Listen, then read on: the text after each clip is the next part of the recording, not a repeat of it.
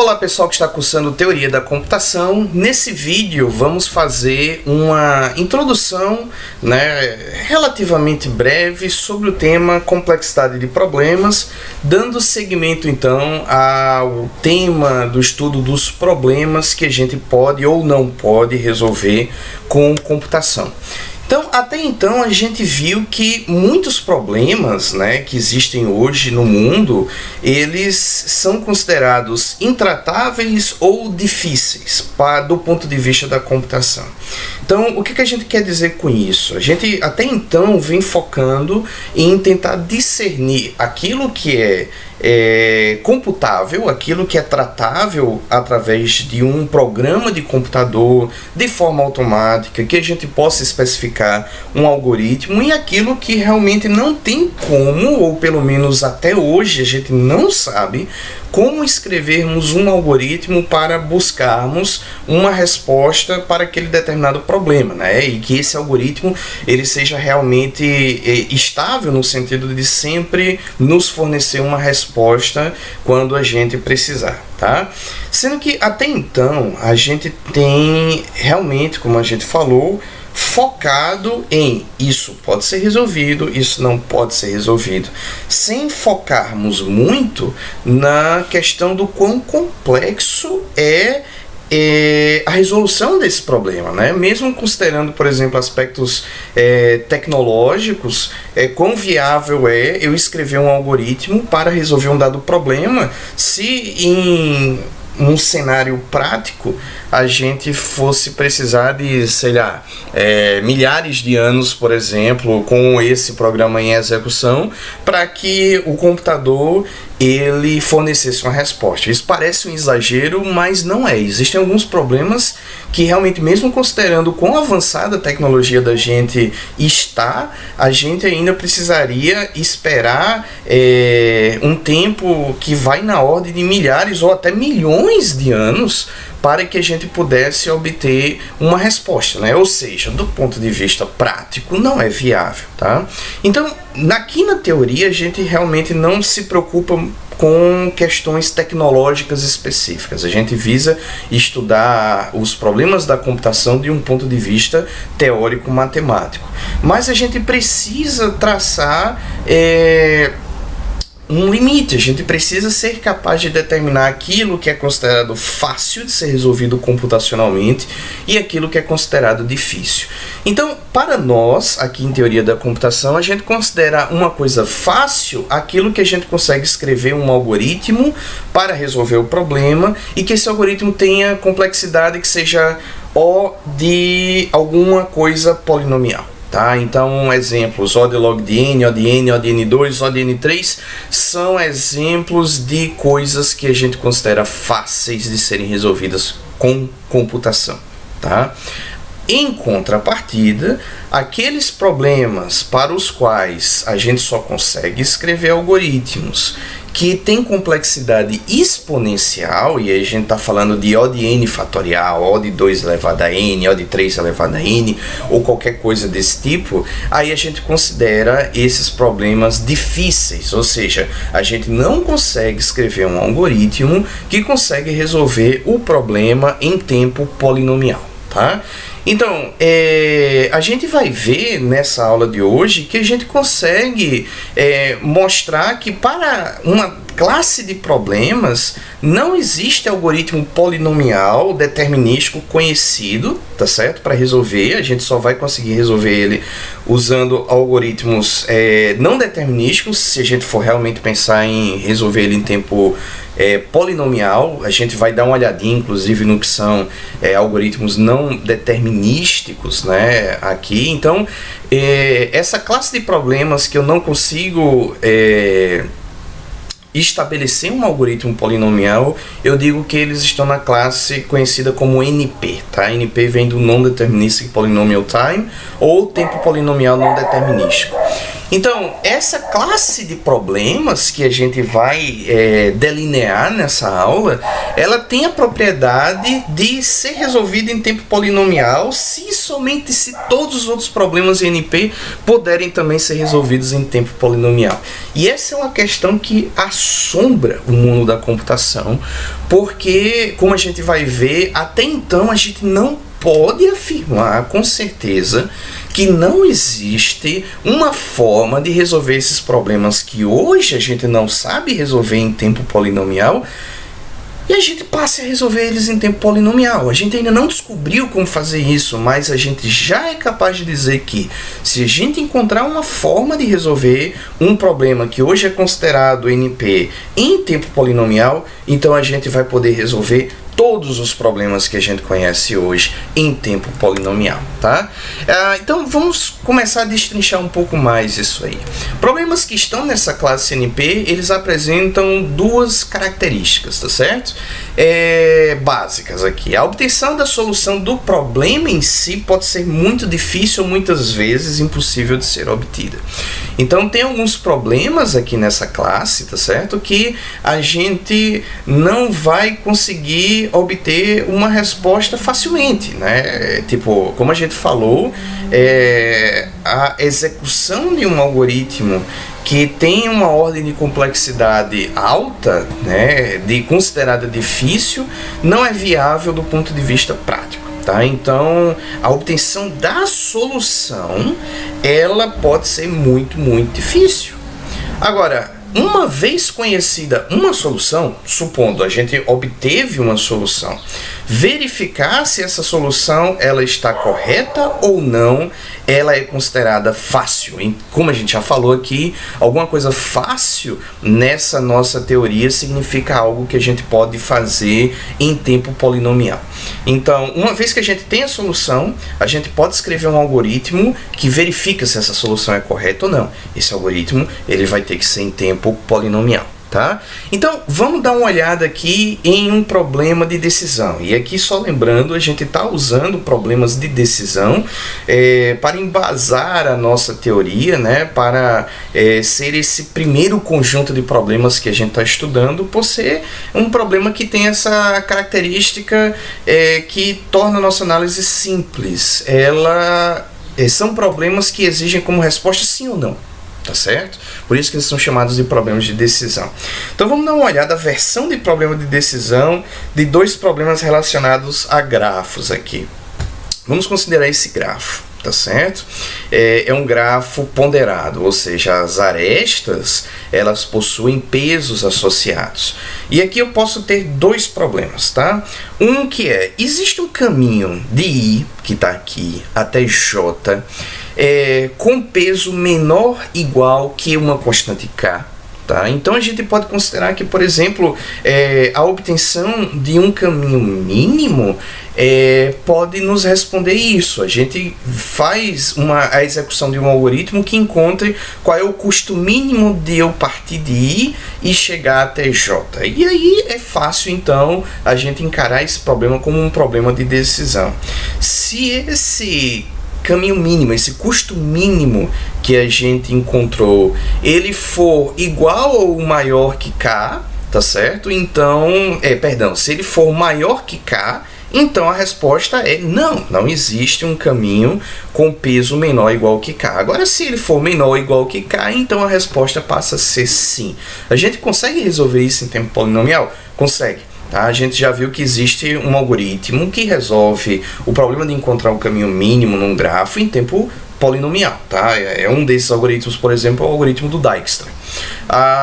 Agora, existe uma variante que já não é fácil da gente encontrar uma resposta, tá certo? Existe um caminho de I até J com peso maior ou igual que K, então a gente pode encarar isso aí como um problema de encontrar o caminho máximo. Aí já não conhecemos um algoritmo que consiga resolver isso em tempo polinomial. Tá? Por esse motivo, esse é um problema de decisão que é considerado difícil. Tá certo? Legal. Então, quando a gente está estudando problemas na classe NP, tá? Como o próprio nome já diz, esses problemas eles assumem que a gente pode até resolver ele em tempo polinomial, se a gente estiver utilizando algoritmos não determinísticos, né? Com operações que elas não possuem a propriedade de determinismo. Isso é uma coisa que a gente tem no mundo teórico, a gente não transpôs isso para o mundo prático ainda, tá certo? Mas no mundo prático, como é que uma instrução de um algoritmo funciona? A instrução, ela possui um resultado, tá certo? Então, pensa, por exemplo, no problema de encontrar um elemento em um array, em um vetor, tá certo? Um algoritmo de busca. Então, eu vou ter operações do tipo, verifique se o elemento que está na posição 3 do meu vetor é o elemento que eu estou procurando, tá certo? E ele vai dizer sim ou não. Agora, isso é o que a gente chama de uma operação determinística. Em uma operação não determinista, tá? Essa operação é capaz de escolher uma dentre várias alternativas possíveis para uma determinada pergunta. Então eu poderia elaborar uma operação que seria do tipo, eu preciso buscar um elemento X em um vetor, tá certo? Então, existe alguma posição desse vetor que contém o elemento X, tá? E aí a gente pode considerar que essa operação, que ela é não determinista, ela vai ocorrer mais ou menos da seguinte forma. É como se a máquina que está executando essa operação, ela se replicasse, aplicasse essa operação para todos os elementos do vetor ao mesmo tempo. Tá? E aí, se houver um elemento do vetor que contém esse X que a gente está procurando, então a gente vai dizer que sim, existe esse elemento X nesse vetor, tá aqui. E caso não esteja, então ele vai dizer que não. Agora, o mais importante, ele vai fazer isso em uma passada, tá? Então, a gente sai, se a gente estiver considerando, por exemplo, um algoritmo de busca linear, tá? Busca sequencial, perdão. Então a gente iria percorrer os vetores, os elementos desse vetor um a um, até encontrarmos o elemento que a gente está procurando. Enquanto que no algoritmo não determinista, não. A gente aplica a operação sobre todo o vetor e ele vai fazer o teste em todo o vetor de uma vez, tá certo? E já vai nos dizer a resposta de imediato. Então a gente até diz que esse tipo de operação, ele adivinha a resposta, tá? Tá no vetor. Então, sem fazer a busca, fazendo a análise em todos os elementos ao mesmo tempo, de forma não determinista, ele vai conseguir nos dar essa resposta com complexidade O de 1, tá certo? Então, quando a gente diz que um problema que está na classe NP, ele pode ser resolvido em tempo polinomial com algoritmos não deterministas, o que a gente está querendo dizer é que é possível a gente escrever um algoritmo que utilize operações que não possuem essa restrição do determinismo, para poder então sairmos desse cenário em que a gente não consegue fornecer uma resposta em tempo polinomial, para que a gente possa passar a fornecer uma resposta em tempo polinomial, tá certo? Então, uma vez definida essa questão de algoritmos deterministas e não deterministas, a gente consegue definir as classes de problemas P e NP. Então, o que é P? Todos os problemas que estão em P são os problemas de decisão que a gente pode resolver com algoritmos deterministas em tempo polinomial. NP são aqueles problemas de decisão que podem ser resolvidos por algoritmos não deterministas, esses que a gente acabou de descrever, em tempo polinomial, tá certo? Se a gente quer provar que um problema ele está na classe NP, e isso é importante, né? Porque muitas vezes a gente vai se deparar com problemas que a gente não pode ter a expectativa de escrever um algoritmo que sempre vai fornecer uma resposta em tempo hábil. Tá? Então, a partir do momento que a gente identifica que um problema ele está em NP, então a gente vai tentar partir para especificar uma heurística, né, para resolver o problema, ou então tentar remodelar o problema, né, enfim, para que a gente possa ser capaz de escrever um algoritmo que sempre fornece uma resposta em um tempo aceitável, tá? Então, existem duas maneiras de provarmos que um problema está em NP, tá? Uma dessas maneiras é apresentar um algoritmo não determinista que executa em tempo polinomial. Então a gente escreve um algoritmo usando operações que são não deterministas e a gente vê se esse algoritmo, a gente faz análise de complexidade dele, tá certo? E aí, se a gente conseguir chegar nesse algoritmo, esse algoritmo resolver o problema em tempo polinomial, então a gente demonstra que esse problema é NP. Ou então, encontrar um algoritmo determinista, né, que em tempo polinomial consegue verificar uma dada solução para o problema, tá certo? Ou seja, aquela questão que a gente já comentou.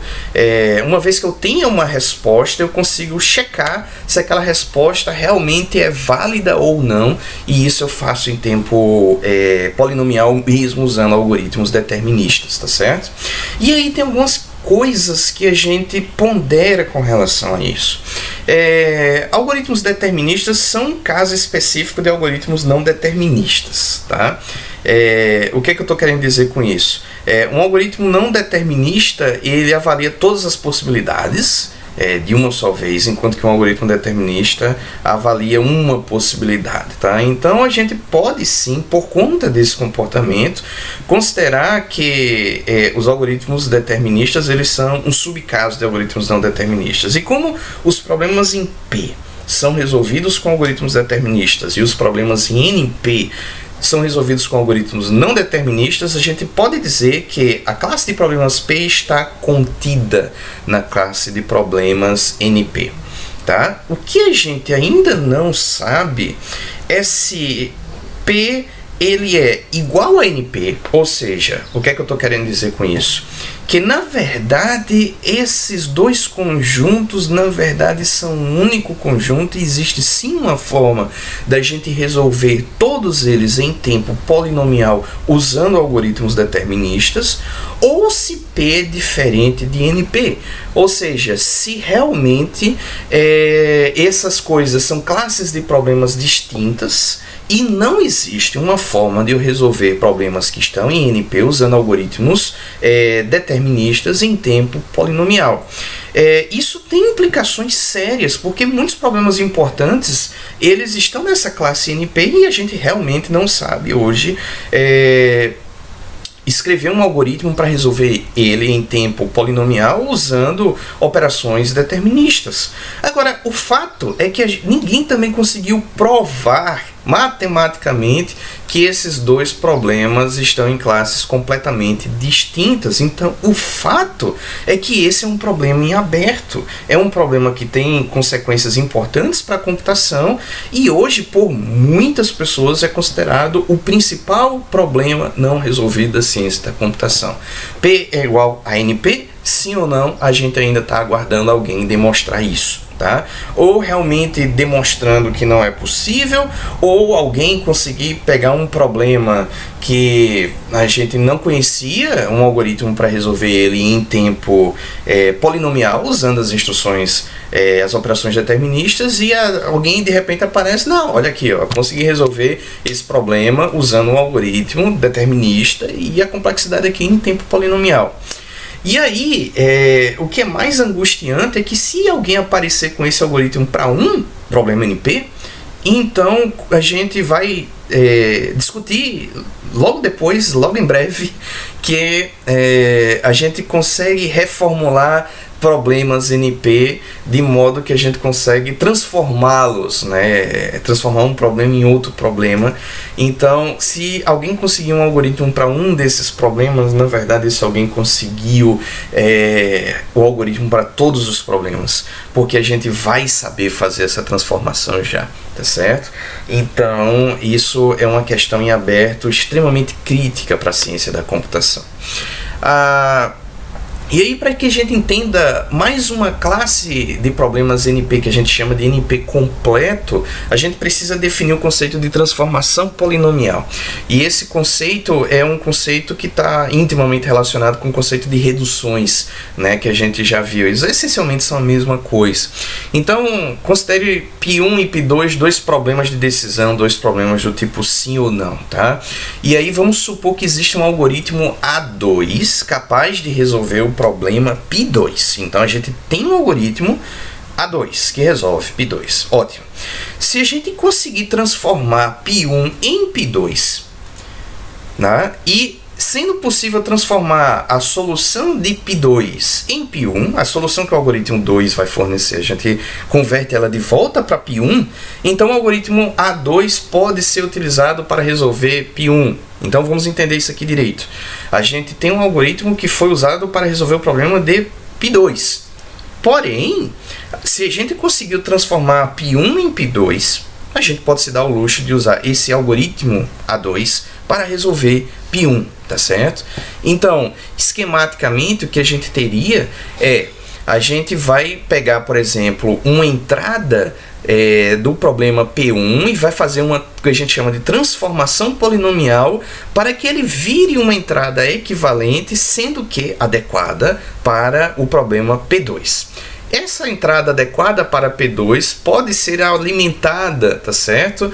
No algoritmo A2, que vai então fornecer uma solução para P2, tá? Então, revisando, a gente pegou uma entrada de P1, a gente converteu para uma entrada adequada para P2 e executou o algoritmo A2 e encontrou uma solução para P2. Agora a gente vai fazer o processo inverso. Vai pegar essa solução de P2, vai passar por uma transformação polinomial e converter para uma solução adequada para P1. Então, se a gente conseguir encontrar uma forma de converter entradas e saídas entre P1 e P2, tá certo? A gente vai poder usar o algoritmo que resolve P2 para resolver P1, tá? Então, quando a gente encontra uma forma de P1 ser polinomialmente transformável em P2 e P2 ser polinomialmente transformável em P1, a gente diz que P1 e P2 são polinomialmente equivalentes, tá? Então, uma vez que a gente estabeleça esse conceito de transformação polinomial, a gente consegue definir mais duas classes de problemas relacionados à classe NP. Uma delas é a classe NP difícil, tá? O que é um problema considerado NP difícil? É um problema P que se a gente conseguir fazer com que o problema da satisfabilidade seja polinomialmente transformável em π, isso já é suficiente para que a gente diga que esse problema é NP difícil. Esse problema da satisfabilidade é essencialmente, assim, explicando muito brevemente, o seguinte: dada uma expressão lógica, tá certo? Equivalente a um circuito lógico. Essa expressão ela vai ter, como a gente está vendo aqui no exemplo, né, variáveis como x1, x2, x3 e as operações lógicas, né, AND ou OR ou NOT, tá certo? Como a gente está vendo aqui. Então, o problema de decisão da satisfabilidade é o seguinte: existe um conjunto de atribuições para as variáveis que faz com que esse circuito ele consiga produzir verdadeiro, tá certo? Ele consiga ser verdade, essa afirmação. Então, esse problema a gente sabe que ele é NP, tá certo? Ele está em NP. Então, se a gente conseguir fazer uma transformação polinomial desse problema da satisfabilidade, que é chamado de SAT, em um problema π, então a gente já é capaz de dizer de cara que π ele está na classe NP difícil, tá certo? A propósito, esse problema que está sendo apresentado aqui na tela, sim, existe uma combinação de x1, x2 e x3 que é capaz de tornar essa expressão aí verdadeira, tá certo? Agora, não é trivial, do ponto de vista de computação, a gente sempre produzir essa resposta, sim ou não, para qualquer circuito que a gente forneça como entrada, tá? Agora, um problema de decisão π, ele é, por outro lado, denominado NP completo, quando a gente demonstra duas coisas, tá? Primeiro, que π pertence a NP, Tá? E aí a gente pode usar aquela técnica de, por exemplo, especificar um algoritmo não determinista que consegue resolver esse problema em tempo polinomial. Tá? E a gente também tem que mostrar que todo problema de decisão π', que pertence a NP completo, é polinomialmente transformável em π. Ou seja, a gente tem esse conjunto de problemas NP completo. Se a gente quer checar se um dado problema está ou não nesse conjunto, bom, pega algum outro problema que esteja nesse conjunto de NP completo e faz uma transformação polinomial para o teu problema π. Se você encontrar essa transformação, então você mostrou que esse problema ele é NP completo, tá certo? Então essa classe de problemas NP completo, ela tem essa característica, né? Todos os problemas que estão nela podem ser transformados uns nos outros, de modo que se a gente encontra um algoritmo para um, a gente vai encontrar algoritmo para todos, ok? Então, pessoal, é isso aí. Essa é uma introdução a essa questão da complexidade de problemas, tá certo? Certamente a gente pode avançar bastante nesse tema, mas aí a gente deixa para amadurecer mais essas questões em outras oportunidades. Eu espero que esse vídeo possa ser útil para ajudar vocês, então, a ter essa compreensão inicial sobre esse nosso tema de teoria da computação. Então, bons estudos, até a próxima. Tchau, tchau.